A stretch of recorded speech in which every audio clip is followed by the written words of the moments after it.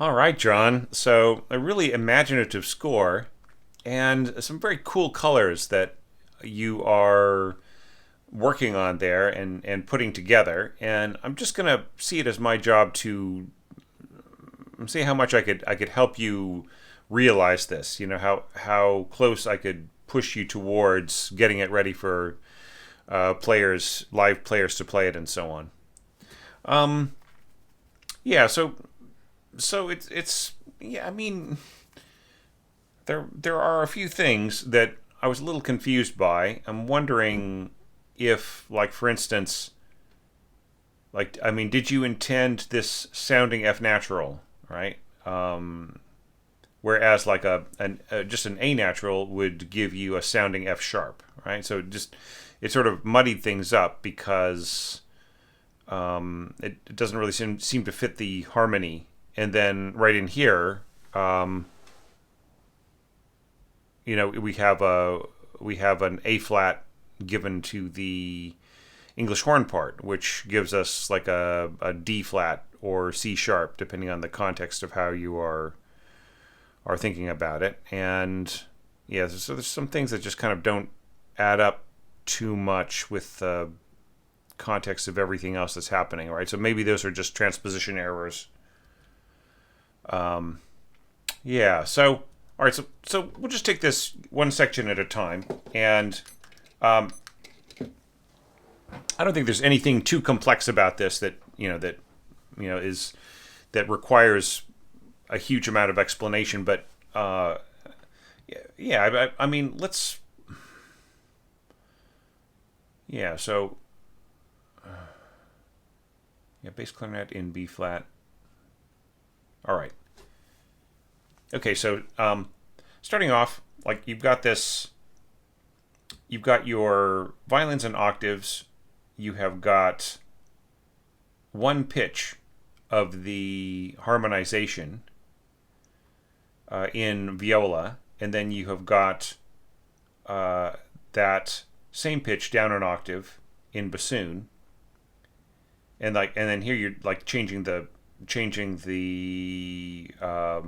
voicing, and I mean that's it's okay as far as it goes, but I mean, I sort of feel the need for something a little bit more consistent in here. You know that rather than just bringing in the cello right in here. Now, I mean, hopefully you have listened to some of my other evaluations, so I won't go on and on about, you know, about thinking about the slurs and the bowing and everything like that. But I really do appreciate that you didn't slur across repeated notes here, right? Which is a special effect that shouldn't be just taken lightly, or there's the connotation there shouldn't be carelessly applied. This is very cool. These mezzo staccatos on the bassoon. This could also have been done possibly as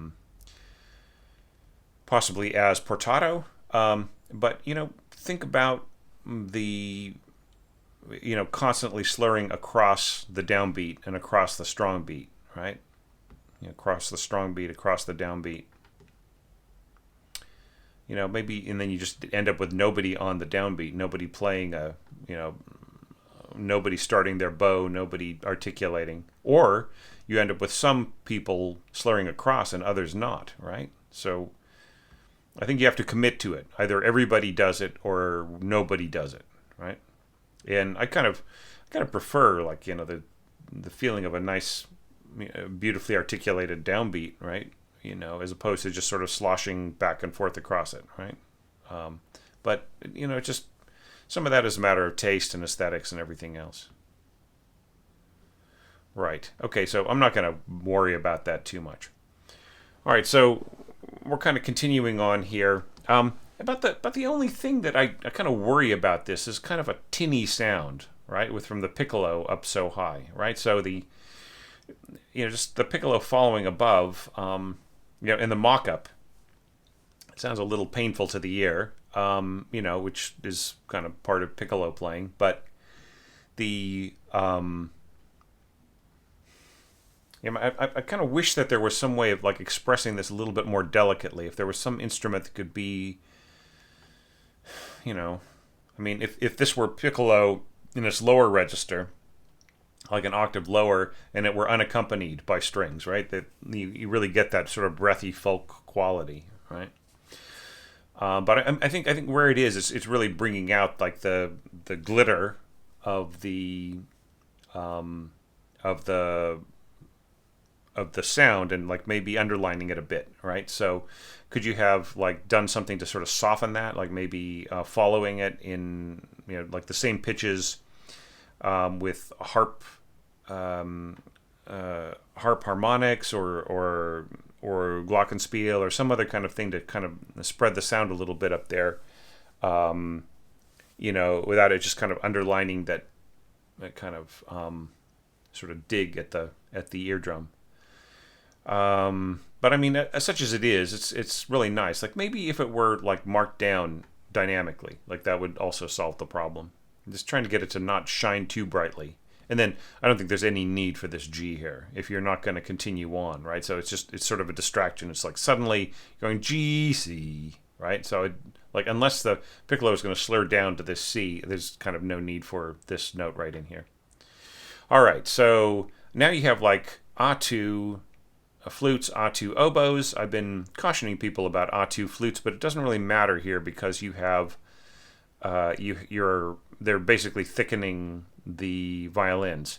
I mean, it still is you get the thickened sound of the wind players, less individual, right? So it's a less individual plus smoother string sound, right? So it's more spread, and that's fine if that's what you want. Makes the winds a bit heavier in this context when they're blending with the violins, but it also can merge more smoothly as well. All right, and here you're bringing in your horns, and you're being really soft and subtle with them. It's going to be hard to get pianissimo on this G way up here, right? And F sharp and so on. But it's not impossible. It's just, And then, that's playing octave above the bassoons and so on. So it's really filling in this space, even though you have, you've got nice doubling on the octave melody and everything else. You got the strings working like in tandem with the bassoons and so on. Like it's still like I'm just a little concerned about filling in the middle a bit with the horns, right? But I mean, it's not right or wrong, but it's the consequence is that the horns will really they'll make things very, very warm here, right? But I mean, part of this whole game, right, of interpreting the prologue is to change the emotional context, or to progress it, right, to move things along so that like different aspects of what the music is saying are easier to pick up for the listener. So no critique there. And this goes down to a very, very serious chord. And that works fine for me. There's no need to have a fermata beneath the note. Okay, just have it standard above the note. Only put it beneath the note when you're working with two voices, and like each one needs its own fermata sign. And even then, like a lot of times it's overdone. So have the fermata sign over the note, unless that's like your personal engraving style or something. Yeah, so this is where it gets really serious. Just adding this contrabassoon down right in here. Shouldn't this have a diminuendo mark, right? And a dynamic at the beginning? I see. So the diminuendo is sort of buried in the top of the horn staff. That's cool. But have some unity here. You can start piano. Yeah, very cool. There's no need to have have two tied dotted half notes here. Just make one long dotted whole note tied to the next, right? Because unless you had to start the diminuendo on this note and you really wanted to be absolutely certain that the player understood that that's where it was starting. Since you don't have that, there's no need, right? Same with all of these. This is cool though. Like you got these slurs on the on your winds here. So why no slurs on the strings? Why are they going yeah da da da da? Down up down up down up. Right? Shouldn't they be slurring as well? Maybe that was an oversight. So this is interesting. Like you have some instruments cutting out 2 beats before the. Maybe this is also like a little bit of a mistake. And then you have the tuba on the whole note. So this, like, you generally wouldn't see a whole note in like this in your in like 6/4. You would have a dotted half note tied to a quarter note. Would be a better way of expressing that. But I think that like maybe these are just errors. Like this was intended to be dotted, and it was intended to be have a fermata over it, and this was intended to be dotted, and so on. So I'll just assume that that was the situation. Now here you are. I'm wondering one thing, and that is if you had intended this to be divisi, like half the players, right? And that is why you have first voice rests and second voice notes here. But I would say, considering even at pianissimo, the weight of the winds and second horn here, you don't want that. You want everybody to be playing not half the section. All right, so here we're getting to some cool stuff to dig into. As to your slurring pattern here, I think that, I can see the logic behind it, but I would say if you're going to do this, then maybe put the slur here, right? Yeah, you really are sort of changing the pattern quite a bit. Yeah, and okay, and don't do this kind of beaming in harp, okay? Or in anybody in 12/8. Just have the beams fall in the regular places. Yeah, and don't add, don't have the beam go the wrong direction because of the tie. Okay, that just is confusing for everybody. Yeah. Okay, so slurring across this, that would be. It's doable on contrabassoon, but it's really is kind of like not in. It's not really in the nature of the instrument. This kind of, it's almost like contrabassoon concerto stuff. Right? I would have slur up to the D and then a separately tongued note going up like that, right? And maybe maybe the bassoon could match or something like that. I'm just going to go back for a second just to make sure of something. Yeah, okay. So you've got, hang on. All right, so here you have first bassoon and then you have 2 bassoons. So which bassoon is this one, right? Could you have possibly traded off between bassoons, like have the a second bassoon go up to here, and then the first bassoons dovetail and then come in here? These probably would be better, as separate slurs, I think, like the sort of the pattern that you've got, the bowing pattern. But yeah, but once again, I would just have this. If you must divide things up this way, reinterpret the left-hand pattern in this way. Then I would go down, up, down, up. But here's the thing about this. All right, you left the tie out here. Is that we have a little bit of phrasis interruptus here. All right, so there are gaps, right? Do do do do do do, and so you're counting on the middle voice, the relationship between the middle voice and the pattern, to just mend itself with the other instrument playing, but it isn't, right? And you can hear that in the mock-up. The gaps that are being left, even being smoothed over by ties, are leaving out the relationship of the pattern, the left-hand patterns, to the middle voice, right? And this was something that I cautioned about in the pitfalls, right? Like I didn't as much as spell it out to say that like you won't get a smooth line if you're constantly resting when the middle voice is playing, right? So I think that like having the middle voice be part of the notes of the middle voice be part of these lines that sort of expand outwards, or expand upwards. I think that it makes them smoother all the way through, right? And then you don't have these gaps. It sort of just like feels like you're headed somewhere, and then you just suddenly stop because there's something going that some other instrument is going to be playing, right? So without any smooth connection to those other notes, we don't get the full effect of how the pattern is working, right? Because the notes of the pattern are also the notes of the middle voice, so they should be part of the pattern. All right, it's kind of a long way of saying the same thing. All right, and like so like just to feel like the natural flowing possibilities of the harp here. Now here you got like forte marks under both staves. You should just have one forte mark in the middle here. Get rid of the one on the bottom. It's just like piano music. You don't put a separate dynamic mark under the left hand unless the dynamic of the left hand is different from the right hand. And I noticed that like not only do you have pianissimo in every part, but you've got forte in your harp part, and you got it really turned up in the mix. Or perhaps that's just the way that your sound set is working. All right, so I don't think this needs to be forte.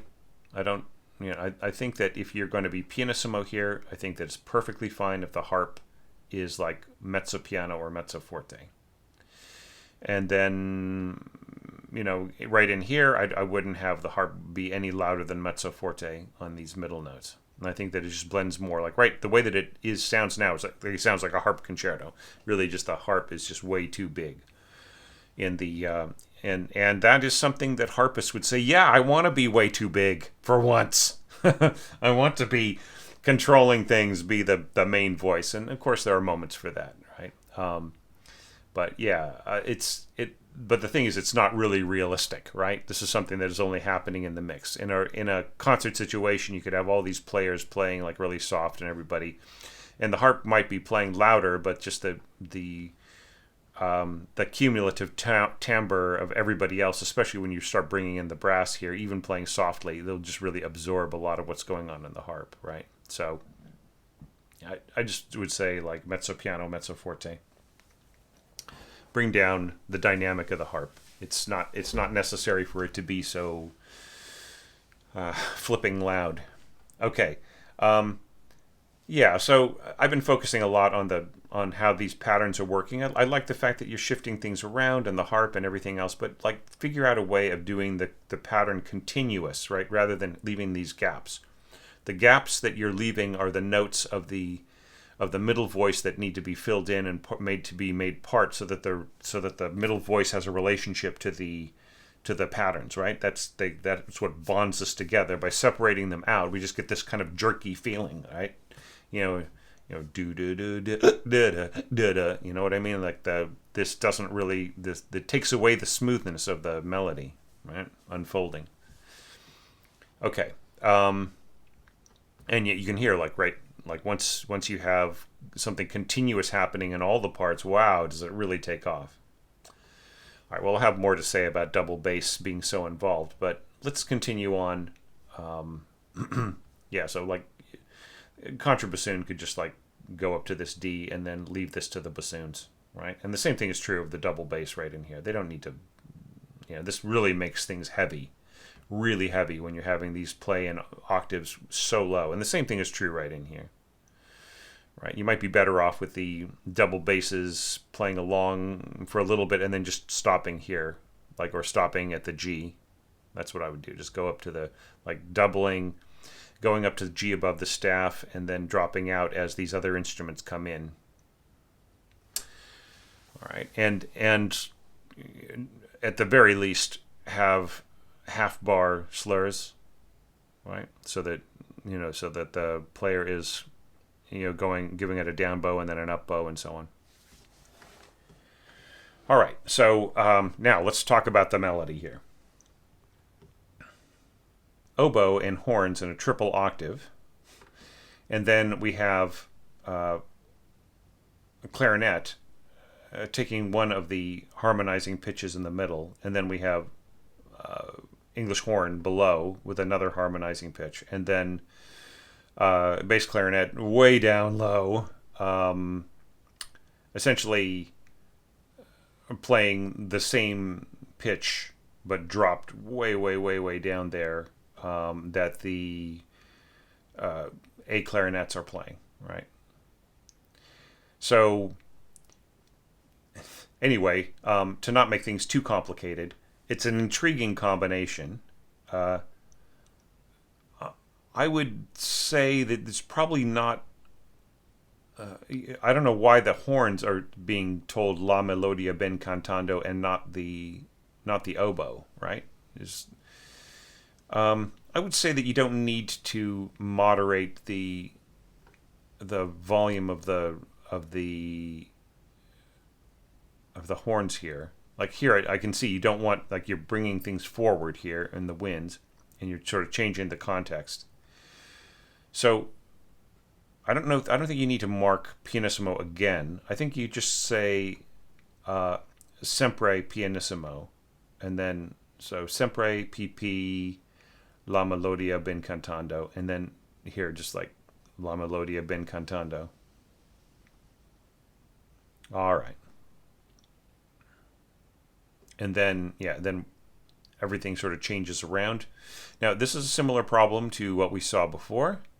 In another evaluation, you are cross voicing, your first oboe with your second flute, right? So is this really going to stand out? Is there like a slight mistake here in the timing of these two parts? Not quite seeing the justification here for.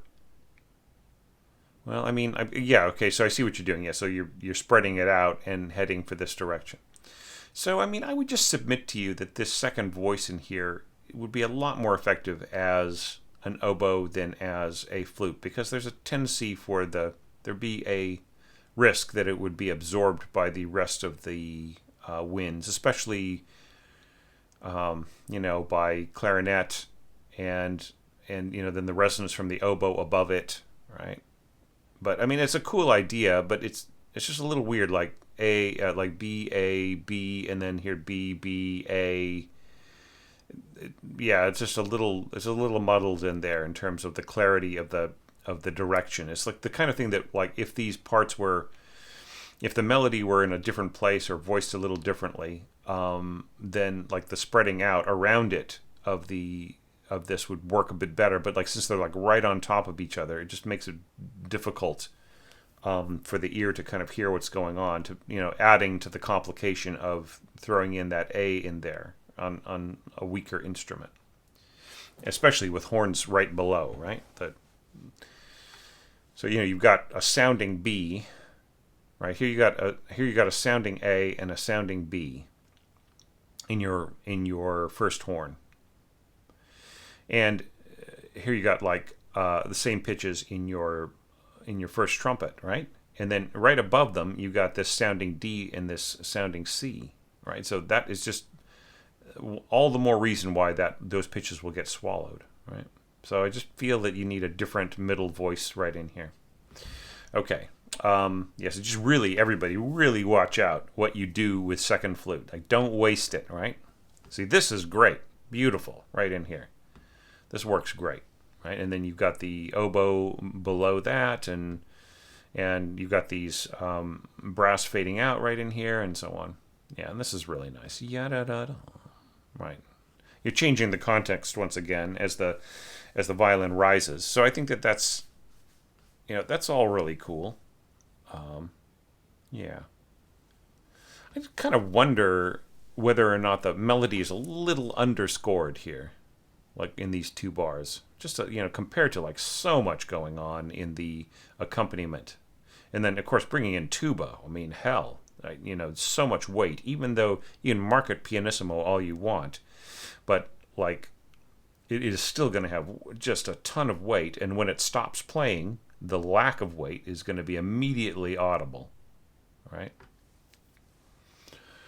And it doesn't matter that like the bass clarinet is going to carry on its load. It's realistically speaking, and along with the cellos, right? And then the cellos stop, right?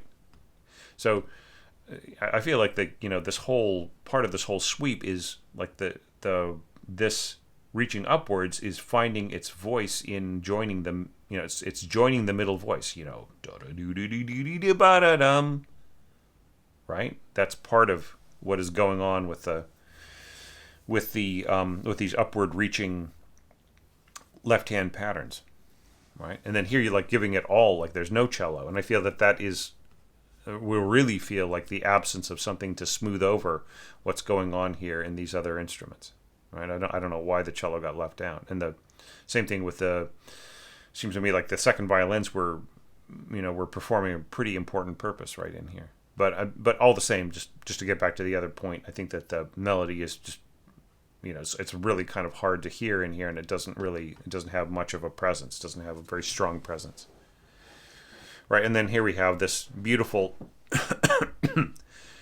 like the pitches that you end up having played here, like don't necessarily follow from what happened before, right? So you just have these clarinets going do do do, and there's nothing else happening, and then all of a sudden there's this big chord, right? So I think the connection between here and here is a little unclear. Right? Yeah, but I like I like some of the aesthetics of what you're doing here, like just kind of really pulling back between the bars, right? But maybe it just needs to be, maybe there needs to be more connective tissue. Do you know what I'm saying? I just like rather it doesn't have to be the same function, but it could, you could maybe add more partners to the game a little bit, like sort of like how you did here. See, this works a little bit better, right? But then this sudden huge push of power right in here feels like it's really coming from out of nowhere. Maybe this is way too much weight, like especially with the double basses in the bottom. All right, so yeah, I'm really spending a lot of time on this, but I just really want to make sure that you really are, you're getting a nice full lesson. So. So I am, or coaching, I should say. These aren't lessons. So I'm kind of wondering if we're not overusing the same strategies, right? Winds playing the melody, winds playing the melody, winds playing the melody, right? So it's kind of the same approach. I mean, there are definitely different touches to it, right? But it's sort of it's a familiar thing, and also just once again just really dependable interpretation of the left hand pattern. See this kind of scoring right in here is actually what I think needs to happen in the previous page. The middle voice being incorporated into the pattern. And I think that doesn't mean that the little da da da da da da da da da da da. I mean, I think that can still have a separate function in wind instruments or brass instruments or however else you want to score them. But see, there's so much smoother of a line rather than da da da da da da da da. You know what I mean? There's like really kind of sort of back and forth kind of stuff that it's not quite as smooth. All right, so cup mute. Some cup mutes can open. In fact, most trumpet players that I've worked with have a cup mute that's adjustable, has an open position, which has sort of an e kind of a sound. Closed position has like a oh kind of a sound, right? Like closed position, that is like the Miles Davis sound, right? So you have two cup mutes, right? So yeah. So I'm assuming it's closed, but since a lot of mutes, like most of the ones I'm seeing nowadays, can be open or closed, I think you should just say closed. Right. All right. Yeah.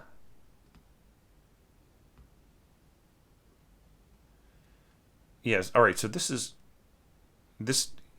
I think you should bring in the flutes a little earlier, or the piccolo a little earlier, because this is really reaching for the sky with your English horn, and it's going to this isn't going to smooth over like what you're attempting here. The English horn is going to kind of squeak a little going up there, or squawk, depending on how you think about it, right? So I think that the piccolo needs to come in early and smooth this over, right? I mean, it's really a cool idea to have cup mutes below, and the way this is all reaching upwards, and then like same thing here, like this. Here you've got like bassoons and clarinets and so on, and then but once again it's also then we have like the same reaction above flute, of which the piccolo is a member of the family, but of course like down the octave kind of changes the context. So I mean, would there be a way of expressing this that didn't have a feeling of sameness to it? Do you know what I mean? Despite the fact that like cup mutes, right? That's a really cool. That is a really cool idea. It's sort of confusing things. Like, so you still want. So like if you're still having cup mutes here, then you don't need to mention it again. Just sort of confusing it, right? It's kind of like, well, did the players might be thinking, well, did the second player not have a cup mute, or what's going on here? So you do not need to mention it again, and you don't need to say consort, right? You've already said cup mutes. Everybody knows what it is, right?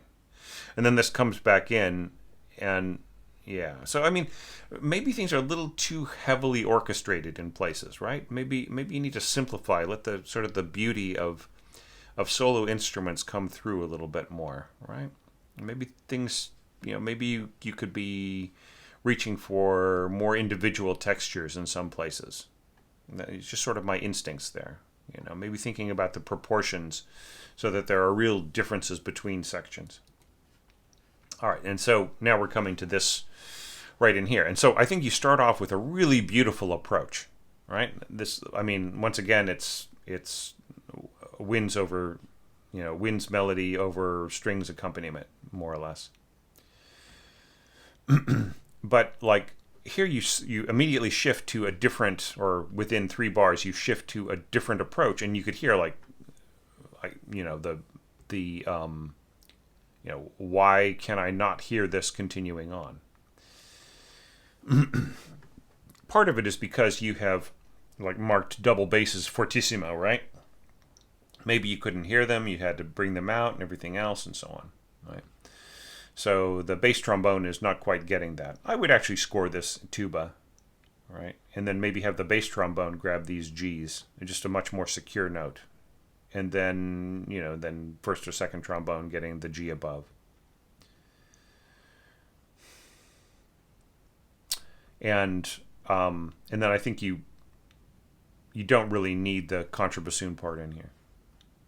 Possibly, if you're going to add tuba, right?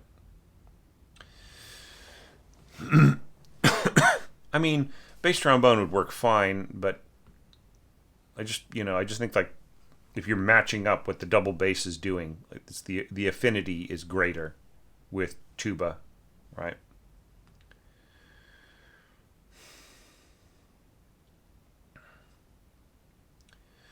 All right, and these harp tones are basically going to disappear with their close proximity to the trumpets and horns, so they're not going to survive. All right, a flute, oboe, and English horn in octaves here. Also, alto clarinets, and then bass clarinet playing the same note as the English horn. So it's just basically just big octaves here.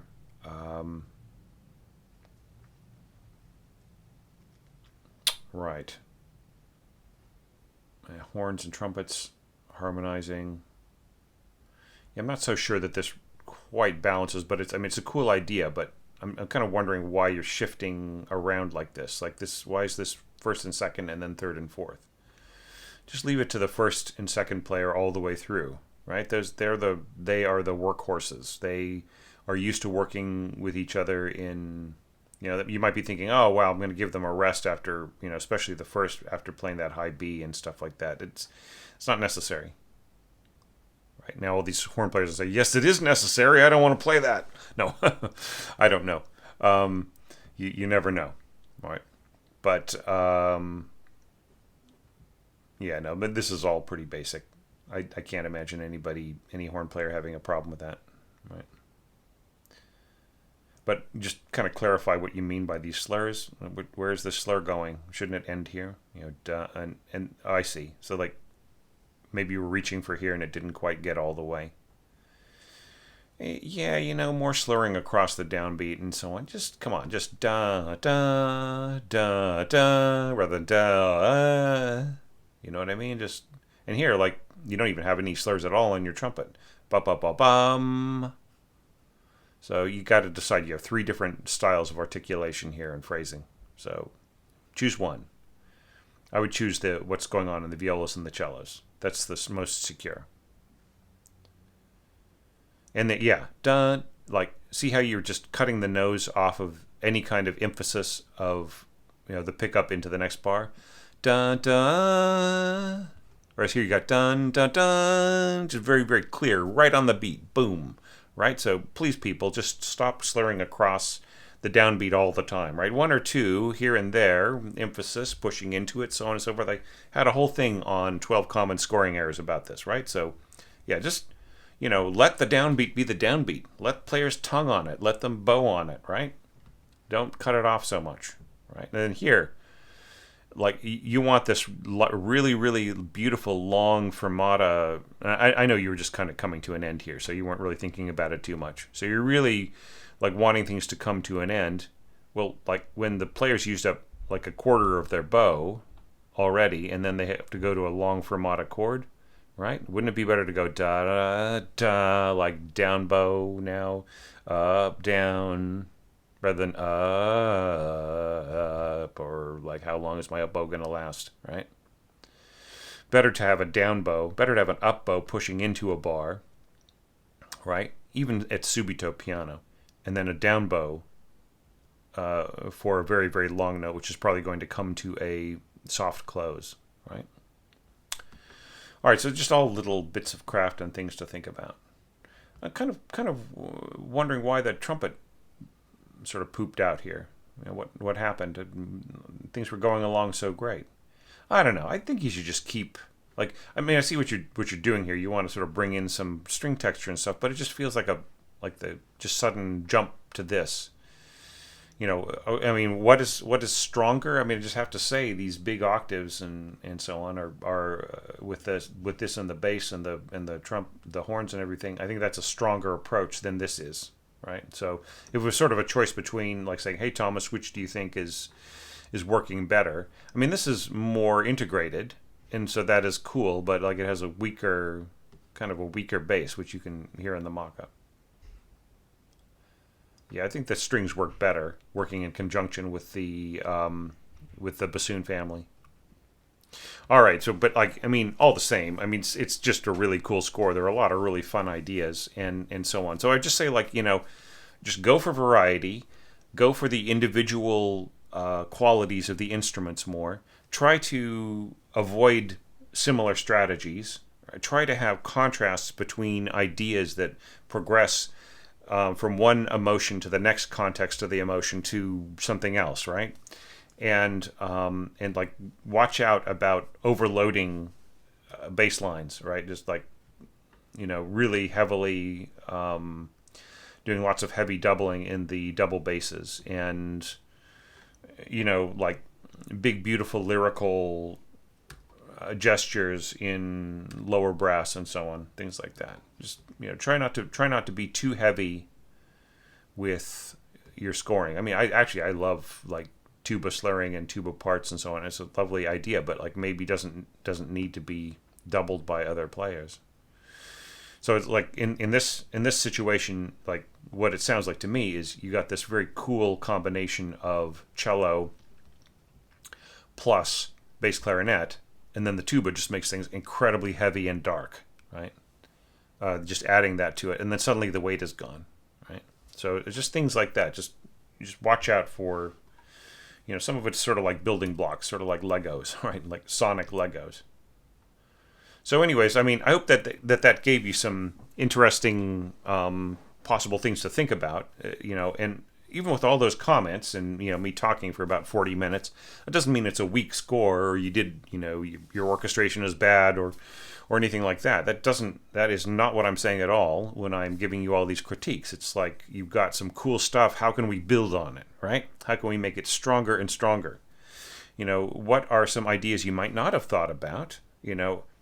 Maybe you have more freedom to do things than you expected, right? Like, rather than thinking about something like an alternative way of doing things, as being like me telling you how to orchestrate something. Maybe it's more like, open the door. What else could you do here that would make a contrast, that would have like more natural proportions between ideas, between sections, between contrasts, right? Things like that. So, I think you're on the right track with a lot of this, and I'm intrigued by a lot, reharmonization and there are so many really cool touches, and I'm also starting to sort of feel the sense of a very individual outlook on your approach to harmony, on color, and things like that. So I think you really should pursue that, because I think it's very strong in your scoring, and and just whatever is useful, use. Whatever isn't, don't worry about it. It's totally not a personal judgment. It's just this is it's a challenge, right? For the challenge is more on me in these orchestration challenges to find ways into your craft, and find out which tool in your toolkit might need a little sharpening, which particular tool you might not have thought of using in a certain way, right? It's more like that than it is any kind of judgment or anything on people's abilities. So with that, I just have to thank you for like all the effort you put into this, and also for being really patient as we tried to work out how to format the score and everything else and all that other stuff. So it was all fine, trying to get everything to work. That was all good. And so just please consider entering in the next challenge. And it's going to be a very, very different style of scoring, possibly, if you choose to pursue it in that way. And and just keep at it. And everybody, like, I know you've just been bursting to add your comments below, so please do that. That's really, really important. You probably are going to pick up on a lot of things I didn't have time to talk about, and some things that you might see in a different way than me, and that's great. That's perfectly welcome. So yeah, John, so thanks again so much for your support and for your participation. And I think I've got just enough voice left today to evaluate one more score. So I'm going to go do that, and I hope you will join me for that when it comes out next. Thanks, everybody. See you soon.